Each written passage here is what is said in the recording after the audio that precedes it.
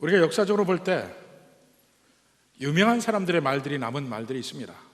예를 들어보면 어떤 말이 있습니까? 소크라테스가 뭐라 했습니까? 너 자신을 알라라든가 악법도 법이다 이런 얘기를 했고,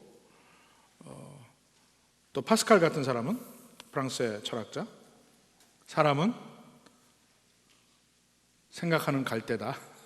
왜 반응이 없어요? 유치원을 좋은 데 나와야 된다니까요. 참고로 저는 유치원 안 나왔습니다. 데칼트 같은 사람은 나는 생각한다, 고로 존재한다. 거기서부터 나오는, 우리가 또 미국의 대통령에 대해서도 배운 것들이 있잖아요. 예를 들어서 링컨 대통령이 무슨 얘기를 했습니까?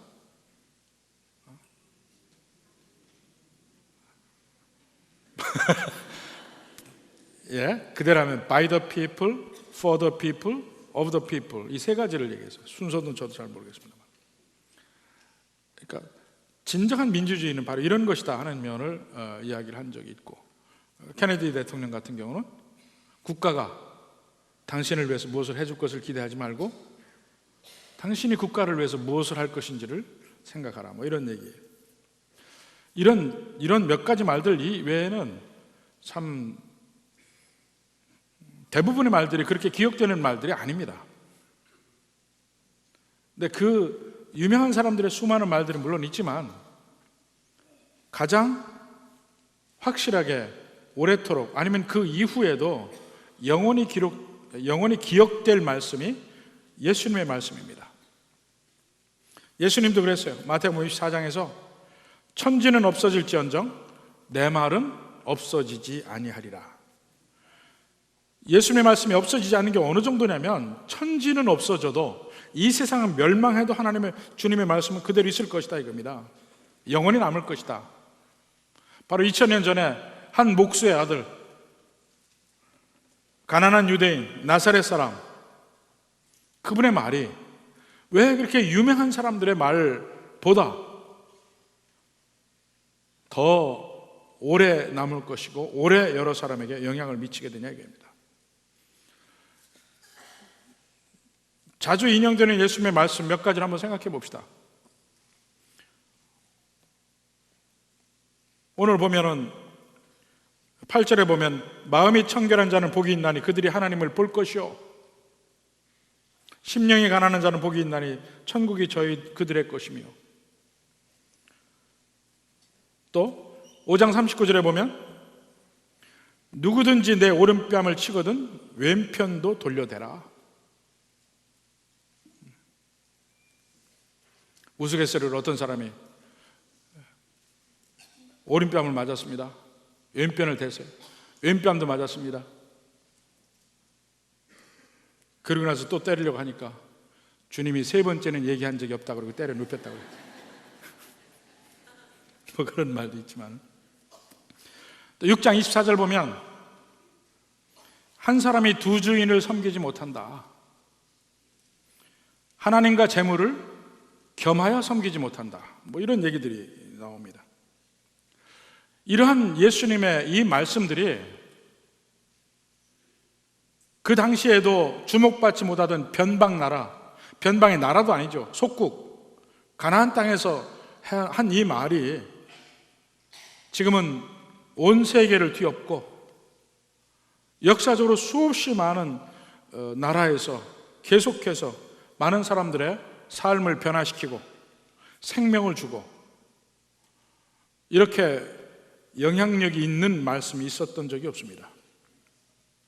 물론 당대에 풍미했던 사상들이 있죠. 철학도 있고 종교도 있습니다. 한 세기 전, 우리 20세기에 가장 풍비했던 사상은 뭡니까? 공산주의야. 한동안 공산주의가 온 세계 절반을 차지할 정도로 그렇게 막강한 세력을 과시했지만 결국은 50년이 다 가지 못해서 공산주의를 신봉하는 국가들은 몰락을 했고, 구소련은 없어지고 러시아로 바뀌었고, 수없이 많은 작은 나라로, 중국도 사실은 바뀌었죠. 더 이상 공산주의가 아닙니다. 완전히 자본주의 체제를 가지고 있습니다. 근데 참 묘한 게 그 공산주의가 풍비했던 곳, 그 뒤에 꼭 기독교가 왕성하게 발전을 했습니다.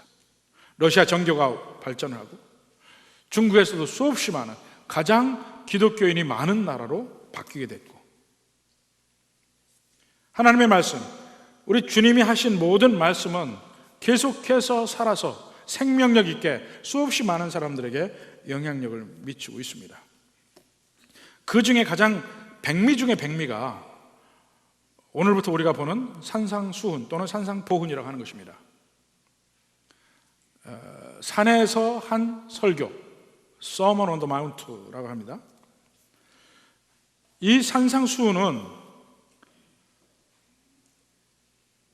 결국 예수님이 하신 말씀이고 예수님이 스스로를 증거한 예수님의 권세에 대해서 이야기한 말씀입니다.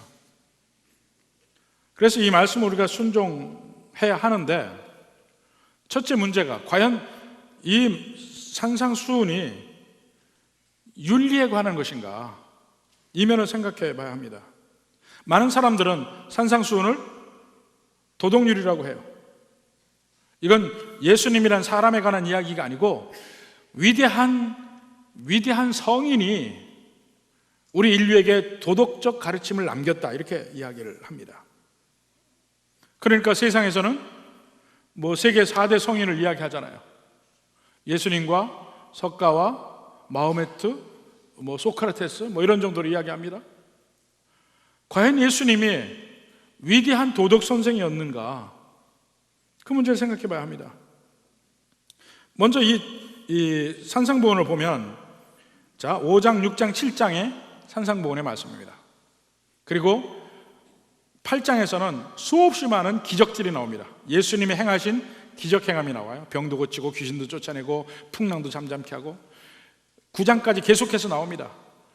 그리고 9장에 마무리하는 말이 나오는데, 그 중에 핵심 예수님의 가르침이 5장, 6장, 7장이에요. 거기에 보면 예수님이 명령하시는 말씀이 명령형으로 나온 말이 한 50개 정도 되는데, 가정이나 사회에서 지켜야 할 도덕적 문제를 가지고 이야기를 합니다. 간음의 문제, 이혼의 문제, 맹세의 문제, 또 신앙생활하는 것도 나와요. 기도와 금식과 연보에 관한 면도 나옵니다. 또한 우리가 가져야 될 우리의 아름다운 인격, 품격에 대해서 나옵니다. 겸손함, 화평함, 긍휼히 여김, 이웃사랑, 원수를 사랑하는 것까지 같이 나옵니다. 물론 악에 대해서도 나옵니다. 인간의 정욕과 분냄과 근심과 비방하는 것, 이 모든 것이 같이 나오기도 합니다. 그 예수님의 모든 가르침이 도덕적이긴 해요. 에티컬합니다. 그러나 다른 모든 도덕적 가르침과는 다릅니다. 달라요. 저도 어려서는 제가 제일 귀중하게 생각하고 꼭 봤던 책이 마음의 샘터라는 게 있었습니다. 이 마음의 샘터라는 책은 이 시대를 망라하고 수없이 많은 지성인들, 성인들, 그 사람들의 짤막짤막한 말들을 모아놓은 책이에요. 그걸 보면 참 제게 느끼는 점이 많았습니다. 제 삶에 귀감이 될 말들이라고 생각하고 그것을 항상 봤었는데, 그것과 또 동양의 유명한 그러한 도덕적 책, 책은담 같은 책과 성경의 잠언과 이 산상보훈과 과연 무엇이 얼마나 다르냐 이겁니다. 그걸 한번 생각해 봐야 될 필요가 있습니다. 우선 많은 사람들이 예수님을 위대한 도덕적 선생이라고 하면서 이 산상보훈을 인용할 때 보면 자기들이 좋아하는 일부의 것만을 인용을 합니다. 예를 들어서 사랑에 대해서 인용하고, 가난한 사람을 돌보는 문제, 물질주의의 여러 위험, 이런 것들은 얘기하는데 그들이 좋아하지 않는 내용은 빼요. 심령의 가난함에 대해서는 얘기 안 해요. 일반적인 물질의 가난함만 이야기하지만 우상숭배에 대해서는 이야기하지 않아요. 이런 것들은 다 빼고 자기들이 받아들일 만한 것만 취합니다. 과연 그게 옳으냐 이거예요. 산상보훈에서 도덕적 가르침이 있는데 이 도덕적 가르침은 우리 몸에서 살과 같은 거예요. 살, 겉으로 보이는 살. 그렇지만 그 살은 한 사람의 육체가 존재하기 위해서는 겉으로는 살이 붙어 있지만 그 속에 뼈가 있잖아요. 이 뼈와 살의 관계를 생각해 볼 때 여기서 이야기하는 도덕적 가르침은 살과 같고 그 속에 뼈가 있는데 그 뼈는 뭐냐면 예수님이 누구신가 하는 그 면이 산상보훈 전체에 보이진 않지만 그 속에 있는 뼈란 말입니다. 뼈와 살은 분리하면 그 사람은 존재할 수 없습니다. 여기 산상보훈에 나오는 모든 가르침들이 도덕적이지만 예수님이 누구이시 하는 면과 분리시키면 이 자체가 생명력을 잃게 됩니다. 이게 대단히 중요한 얘기예요. 예수님이 누구시냐? 예수님의 삶, 예수님의 죽음, 예수님의 부활, 예수님이 하나님 되시고 구세주 되시고 이 모든 것이 잊혀지면 여기에 있는 말씀은 아무런 의미가 없다는 것입니다. 오히려 이 산상보훈은 그저 윤리를 이야기하는 것만이 아니고 예수님의 참된 권세, 예수님의 어토리티를 이야기하는 것이라 이겁니다. 1절, 2절 우리가 보았죠? 사실 오늘 말씀은 이 산상보훈 전체의 서론적인 것입니다. 1절에 보니까 예수께서 무리를 보시고 산에 올라가 앉으시니 제자들에게 나온지라 입을 열어 가르쳐 이르시되, 여기부터 시작이 됩니다. 예수님이 하시는 말씀이다 하는 얘기예요. 그럼 산상보훈 전체를 우리가 어떤 관점으로 볼 것인가 할 때 처음과 끝을 한번 봐야 됩니다. 근데 처음과 끝이 동일한 말을 이야기하고 있습니다. 우리가 마태복음을 처음 시작을 할 때 서론적인 면에서 처음에 이야기했죠. 마태복음 1장 1절 그리고 마태복음 28장의 제일 마지막에 그 대사명, Great Commission이라고 하는 대사명, 너희는 가서 모든 족속으로 제자를 삼아 하는 말씀이 있잖아요. 그것과 서로 양쪽 축을 보면 그 안에 마태복음의 내용이 어떤 것인지를 보는 관점을 가질 수가 있습니다. 제일 먼저 1장 1절에 뭐라 합니까? 예수님의 계보예요. 아브라함과 다윗의 후손인 예수의 계보라. 그 말 자체에서 무슨 말 합니까? 예수님이 유대의 왕이라는 얘기를 하는 것이에요. 드디어 그들에게 약속되었던 왕이 왔다 하는 것입니다. 마지막에 28장에 가서 보면 예수님이 뭐라 합니까? 대사명이 있죠. 너희는 가서 모든 족속으로 제자를 삼으라. 그 전에 조건이 있습니다. 28장 18절 보면 예수님이 나와 말씀하여 이르시되 하늘과 땅의 모든 권세를 내게 주셨으니, 이게 전제가 되는 것이에요. 모든 권세를 내게 주셨으니 19절에 그러므로 너희는 가서 모든 민족을 제자로 삼으라. 사명을 주실 수 있는 근본적인 이유는 예수님이 하늘과 땅의 모든 권세를 가졌다는 것입니다. 예수님이야말로 이제 유대인의 왕뿐만 아니고 온 우주의 왕이라는 것을 보여주고 있습니다. 그러니까 마태복음에서 이야기하는 것은 유대인의 왕으로 오신 그 예수님이 사실은 온 우주의 왕이라는 것을 보여주는 것이 마태복음 전체의 내용이에요. 그것을 앞뒤에서 확실하게 보여주고 그 중심을 잡아주고 있습니다. 이런 것을 우리 수사학에서 엔빌롭이라고 그래요. 봉투를 쌓은 것 같다. 양쪽으로 해서 그 안의 내용을 정하는 것입니다. 근데 산상보훈도 똑같아요. 5장 1절 그리고 산상보훈 끝나는 7장 마지막 몇 구절을 한번 보자 이깁니다. 예를 들어 7장부터 먼저 봅시다. 7장 마지막에 예수님 말씀 끝나고 28절 29절 보십시오.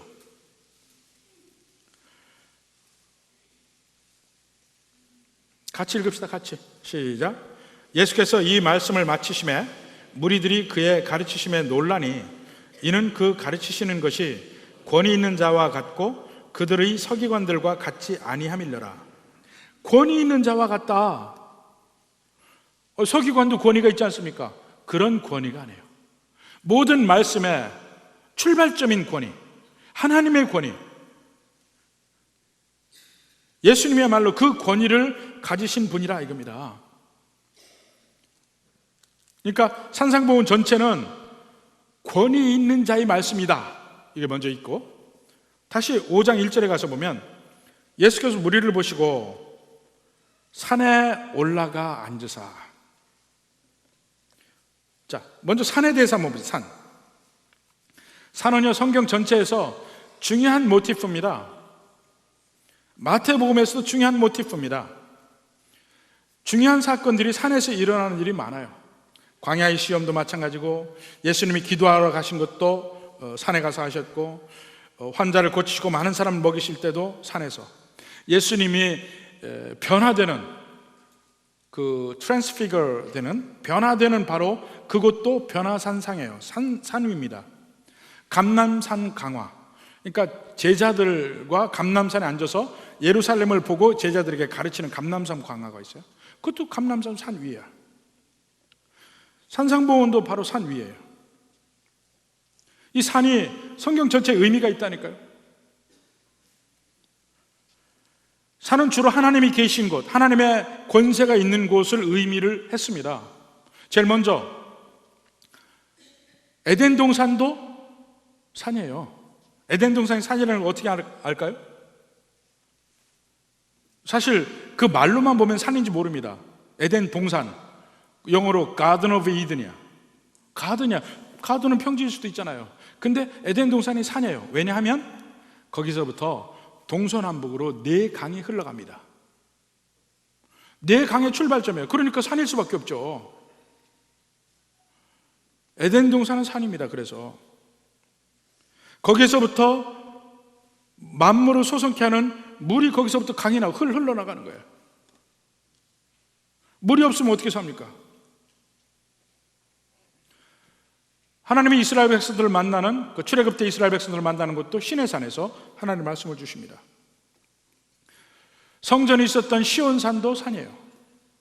산 위에 하나님의 성전에 하나님의 임재가 있습니다.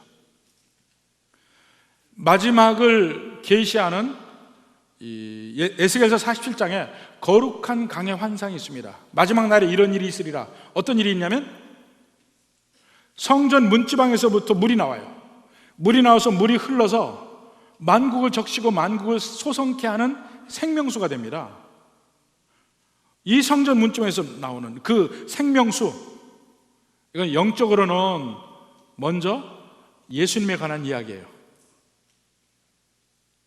예수님의 모든 말씀은 생명수 같아서 예수님의 말씀을 듣는 모든 사람들은 그 배에서 생수의 강이 흘러나오는 거예요.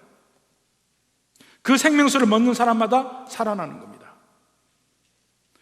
마지막 날 요한계시록 22장에 보면은 새 하늘과 새 땅, 새 예루살렘이 나옵니다. 거기에 하나님의 보좌에서부터 다시 강이 흘러요. 생명수예요. 그 생명수가 흘러서 주변의 생명나무를 다 소성케. 성경 전체에 산은 그러한 모티프를 가지고 있습니다. 그래서 하나님이 계신 곳, 하나님의 말씀이 나오는 것이 전부 산이에요. 하나님의 말씀이 생명수예요. 예수님이 산 위에서 드디어 에스겔서 47장에 이야기한 그 거룩한 강의 환상이 드디어 이 세상에서 이루어지고 있습니다. 산에서 성전이신 예수님이 말씀을 전하는데 그 말씀이 흘러가는 거예요. 생명수가. 그와 반대로 하나님을 인정하지 않고 하나님을 반역하는 인간은 평지에다가 성을 쌉니다. 가장 대표적인 예가 바벨탑이에요. 신할 평지에, 끝없는 평지에 탑을 쌓아서 하늘에 닿으려고 해요. 하나님의 산과는 전혀 다른 모티프를 가졌습니다. 이 세상의 멸망을 상징적으로 우리에게 모형적으로 보여주는 소돔과 고모라도 다 평지에 성이 있었던 것입니다. 이것이 성경 안에 그 모티프를 주는 의미를 가지고 있습니다. 그러니까 예수님이 산에서 말씀을 증거했다는 것은 드디어 예수님이 성전이시고 예수님이 하나님이시고 이런 모든 면을 증거하고 있는 것이라 합니다. 또한 두 번째로 산에서 앉으셔서 말씀을 증거합니다. 앉으셔서. 사실은 오늘날에도 저 설교자도 앉아서 얘기를 해야 될지 모르겠습니다만, 앉는다는 것이 권위의 상징이에요. 고대에도 그렇고 지금도 그렇고. 대개 우리 서로 만날 때 보면 윗사람이 앉아있고 아랫사람이 서지 않습니까? 옛날에도 왕이 앉아있고 신하들이 와서 씁니다. 유대 랍비들도 앉아서 성경 말씀을 읽고 성경을 풀어주고 했습니다. 권위자로서. 예수님도 지금 앉아서 가르칩니다. 그러니까 그 면의 의미를 그들이 알 수 있어요. 권위자로 앉아있구나 하는 면을. 이 예수님의 권세는, 예수님의 오토리티는 단순히 성경을 읽고 성경을 해석해 주는 것으로 끝나는 게 아닙니다. 그건 서기관들도 다 해요. 예수님이 하시는 뭐냐? 율법을 이루시는 역할을 합니다. 5장 17절에 보십시오.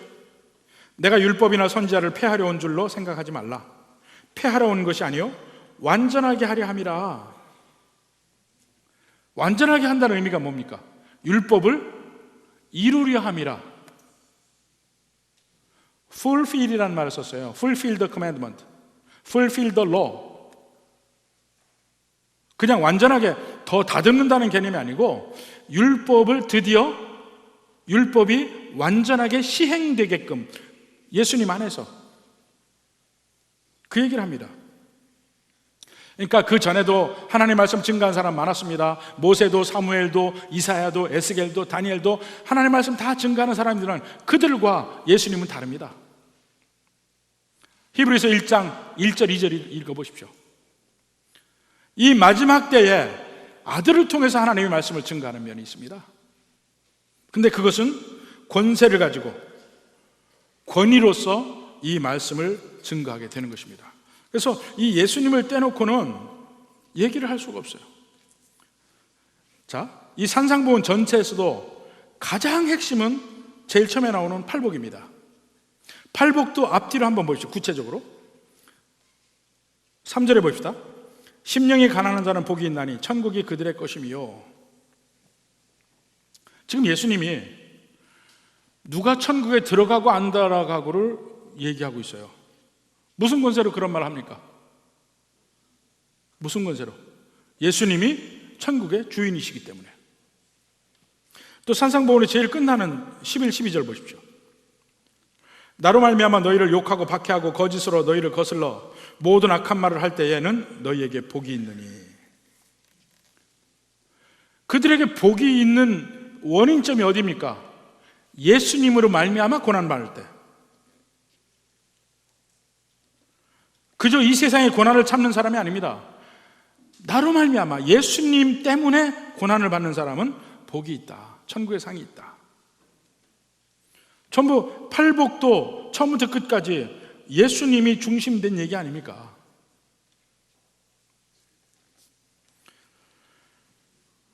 그러니까 근본으로 팔복을 읽으면서 여러분 그 생각을 해야 합니다. 과연 내가 예수님의 권세를 받아들일 것인가 아닐 것인가, 둘 중에 하나입니다.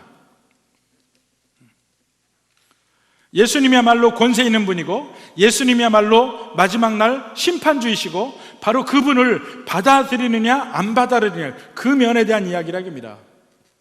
그러니까 만약에 예수님이 도덕선생이라면 일부는 내가 받고 일부는 안 받을 수 있죠. 세월이 지나갔다 그러고 환경이 달라졌다 그러고. 그런데 여기 있는 말씀을 받고 안 받고 하는 것은 통째로 전체를 받아서 순종할 것인가 아니면 전체를 안 받을 것인가, 둘 중에 하나란 말입니다. 그게 곧 내가 예수님을 나의 구세주로 받아들이느냐 아니냐, 예수님의 참된 권위자로서 내가 순종해야 될 분이냐 아니냐, 그거에 따라서 산상보훈이 나의 것이 되기도 하고 내 것이 아닐 수도 있습니다. 통째로 둘 중에 하나란 말입니다. 만약에 이 산상보훈의 말씀을 도덕적인 걸로 받아들이고 예수님에 관한 것을 빼고 도덕적인 거로만 생각하면 어떻게 되겠습니까? 그렇게 되면 바리새인이 됩니다. 그게 바리새인이 된다니까요. 겉모양만, 아까 얘기했죠? 살이라고 그러죠. 살과 같잖아요. 겉모양의 살만 인정하고 속은 인정 안 해. 속은 죽었어요. 겉은 살아있다고 막 윤기를 내. 그게 그러니까 예수님이 그들을 보고 회칠한 무덤이라고 하는 이유가 바로 그겁니다. 중심의 변환 없이 겉모양만 닦아놓으니까. 산상보훈의 진정한 의미, 예수님을 받아들이냐 안 받아들이냐 그 문제는 없이 그냥 개개의 행동만을 가지고 우리가 그렇게 해야 된다 말해야 된다 이야기하는 것은 의미가 없다는 거예요. 전혀 의미가 없습니다. 생각해 보십시오. 내 행동에 따라서 내가 하나님 앞에 설 수 있다 없다 그렇게 생각하는 거 아닙니까? 내가 기도를 열심히 하면 하나님이 내 기도를 들어주실 것이다. 그렇습니까? 그럼 누구든지 내 기도가 옳든지 그러든지 관계없이 내가 오래 열심히 나무 뿌리 뽑도록 기도만 하면 하나님 다 들으시게? 전혀 내 욕심대로 하나님 뜻과 관계없이 기도할 때 아무리 열심히 기도해도 그게 하나님 뜻에 상달이 됩니까? 안 됩니까? 그건 아니잖아요. 일부만 받아들이고 일부는 안 받아들인다고 생각해 봅시다. 겉으로는 참 도덕적인 사람이라고 존경을 받으면서 속으로 우리 마음속에서는 온갖 정욕과 미움이 불타고 있는데 그게 산상보훈대로 사는 사람이냐 이거죠. 근본에 우리의 마음 가장 깊숙이에서부터 예수님을 인정하지 않으면 겉으로의 행동의 변화는 다 화장에 불과해요. 화장. 산상보훈을 볼 때도 마찬가지예요. 산상보훈의 말씀에 순종하는 일은 전체를 받아들이냐 안 받아들이냐 그 차이예요. 내가 예수님을 인정하느냐 안 하느냐 그 차이예요. 둘 중에 하나. 관계라고 그랬잖아요. 관계. 우리와 주님과의 문제는 내가 주님과 관계를 할 것인가 안 할 것인가 둘 중에 하나라니까요. 이걸 마치 결혼 관계와 똑같다고 그랬죠. 결혼 관계. 부부의 관계. 내가 상대편에게 이러한 행동을 할 것인가 말 것인가 뭐 이렇게 하라 저렇게 하라 모든 행동 지침이 있는데 어떤 건 받아들여 어떤 건 안 받아들여요. 그러면 그게 과연 부부끼리 관계가 될 것이냐 하는 문제예요. 제가 자주 사용하는 얘기 있죠. 부부의 관계에서는 100% 상대편에게 헌신해야 되지 조금이라도 아니면 부부간에는 문제가 심각해진다고 그랬습니다.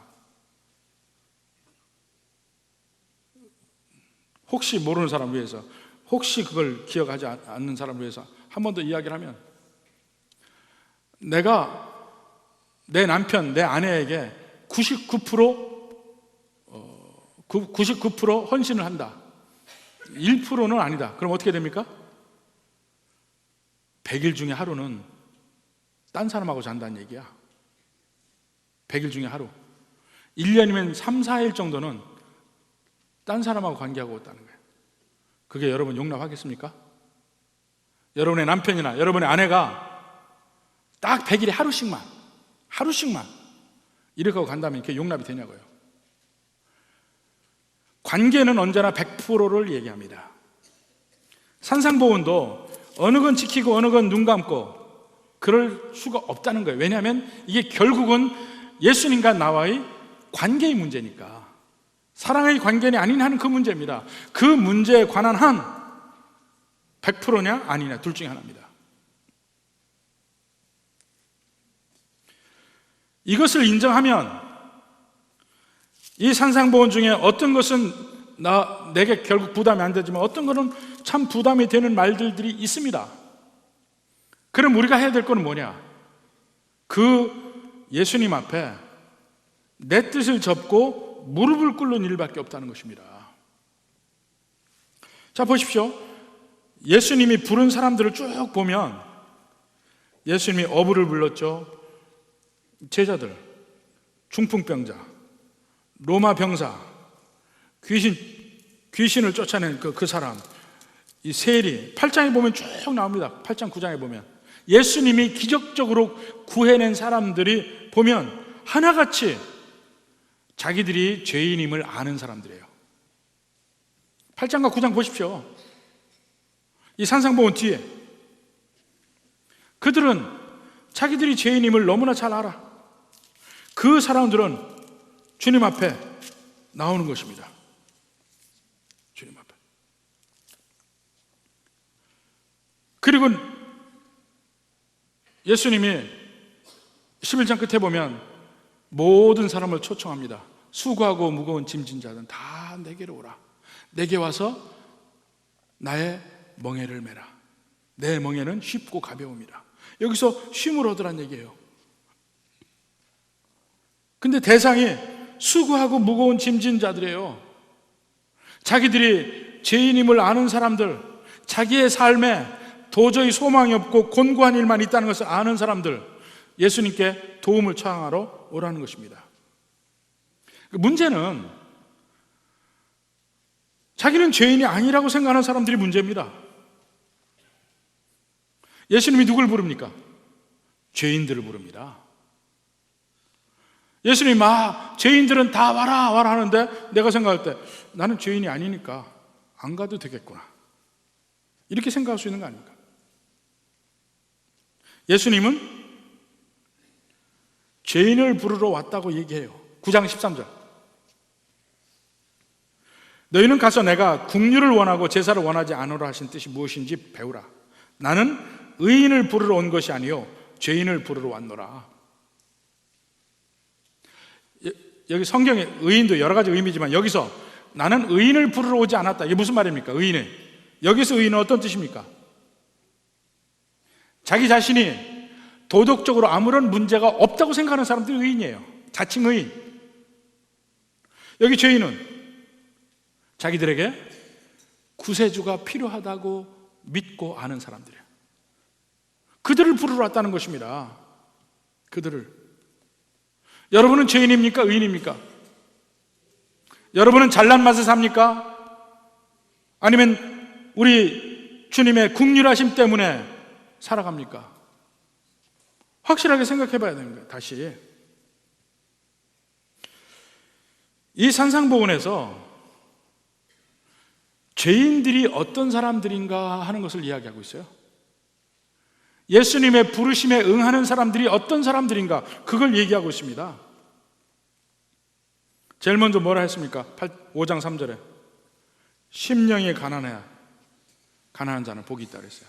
심령이 가난한 것, 이게 정말 여기에서 모든 차이가 납니다.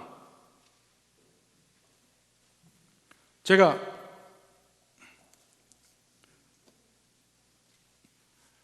신학교에서 가르치고 있을 때 분쟁이 났습니다. 신학교 안에 어려움이 생겼습니다. 그러니까 신학교 안에 어려움이 생겼으니까 어떻게 되겠습니까? 서로 하나님이 자기 편이라고 그러죠. 믿는 부부끼리 싸워도 그러잖아. 하나님은 아신다고. 하나님은 아신다 그러면 또 상대편이 그래 하나님은 아신다 그러잖아요. 하나님 참 골치 아플 거예요. 근데 보십시오. 신학교에서 진짜 믿는 사람끼리 부딪혔으니 서로 하나님 자기 편이라고 할 거 아니에요. 그때 제가 이 설교를 했습니다. 심령이 가난한 자는 복이 있다. 왜 이 얘기를 했냐면,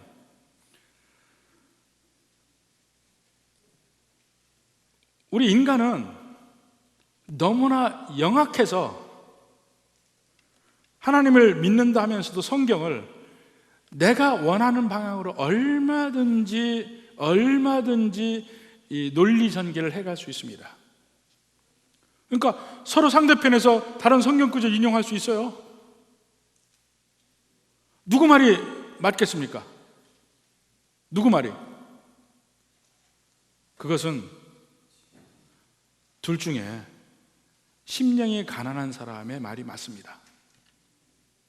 심령이 가난하면 어떻게 되냐면 성경을 내 색깔과 내 렌즈로 보지 않고, 심령이 가난하다는 얘기는 그러한 왜곡된 렌즈가 없이 그저 하나님 말씀을 있는 그대로 받아들이고자 하는 그 마음이에요. 그에게 비치는 그 말씀은 내게 심지어는 해가 된다고 생각하는 말씀까지도 받아들일 자세가 되어 있는 것이에요. 그렇게 보면 하나님 말씀이 제대로 보여요. 우리를 향하신 하나님의 뜻이 제대로 보여요. 왜 교회에서도 분쟁이 나서 서로 하나님이 자기 편이라고 할 때 누구 말이 옳을까요? 심령이 가난한 사람의 말이 옳습니다. 교만하고 하나님 뜻이 아니고 자기 뜻대로 모든 것을 이루는 사람에게는 성경도 그렇게 보여요. 근데 모든 걸 놓을 마음에 준비를 하고 성경을 보면 성경의 본 뜻이 제대로 보이고 내 마음을 치고 나를 회개시키고 나를 무릎 꿇게 하고, 그게 성경의 역할이에요. 그러니까 심령이 가난한 자가 가장 복이 있는 것입니다. 내 자신을 내려놓고 내 교만을 내려놓고 내 모든 이 편견과 색깔 다 내려놓고 그저 하나님 뜻이면 받겠습니다 하는 그 열린 마음, 그 마음으로 성경을 볼 때 성경이 제대로 보이기 시작하고 성경 말씀이 내게 양식이 되고 하나님 앞에 무릎 꿇으며 성경 말씀의 모든 명령을 받아들이고 순종하는 것입니다.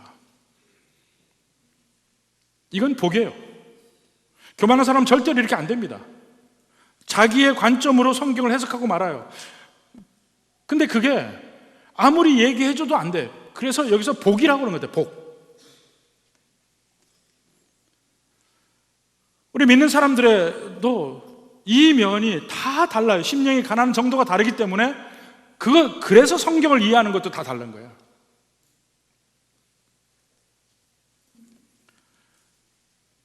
예수님이 죄인을 부르러 왔다 할 때는 심령이 가난한 사람입니다. 마음으로 내 뜻, 내가 하고 싶은 거, 내 욕심을 다 내려놓고 그저 주님의 뜻이면 내가 듣겠나이다 하는 그 마음을 갖는 것이 심령이 가난한 것입니다. 그래서 이 전체 산상보훈에 대해서 C.S. 루이스가 이런 말을 했어요.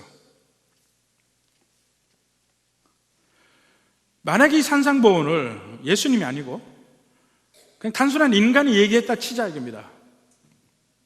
얘기했다고 한다면 그 말한 사람은 절대로 위대한 도덕 선생이 될 수가 없다는 거예요. 여기 나오는 말씀을 보면 이건 완전히 내가 하나님이다 하는 면으로 권세 있게 이 말씀을 했기 때문에 둘 중에 하나라는 거예요.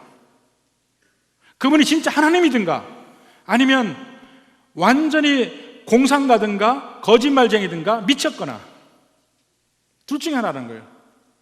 이 세상의 수많은 사람들은 이 산상보훈을 보고 위대한 도덕적 선생님으로 예수님을 보는데 절대로 예수님은 그렇게 될 수가 없다는 거예요. 산상보훈에서 보면 산상보훈에서 뭘 얘기하느냐, 내가 하나님이다 이걸 얘기하는데 어떻게 도덕 선생이 되느냐는 거예요. 둘 중에 하나지. 정말 하나님이신 것을 받아들이든지, 그렇다면 여기에 있는 말씀을 하나도 빠짐없이 내가 받아들일 자세로 받아들여야 합니다. 아니면 거짓말쟁이로 받아들이면 여기 있는 말을 하나도 받아들일 게 없어요. 그렇게 되면 도덕 선생은 아닙니다. 산상보훈이 도덕은 아닙니다. 예수님에 관한 것이고 예수님의 권세에 관한 것이고 참으로 예수님의 권세를 인정하는 사람만이 이 말씀을 보고 이해하고 따를 때 진정한 복과 은혜가 있다는 얘기입니다. 여러분에게 예수님은 어떤 분입니까? 이 질문부터 먼저 답하고 그 다음에 이 산상보훈에 들어가십시오. 그렇게 될 때 진정 여러분에게 은혜의 길로 가게 될 줄 믿습니다.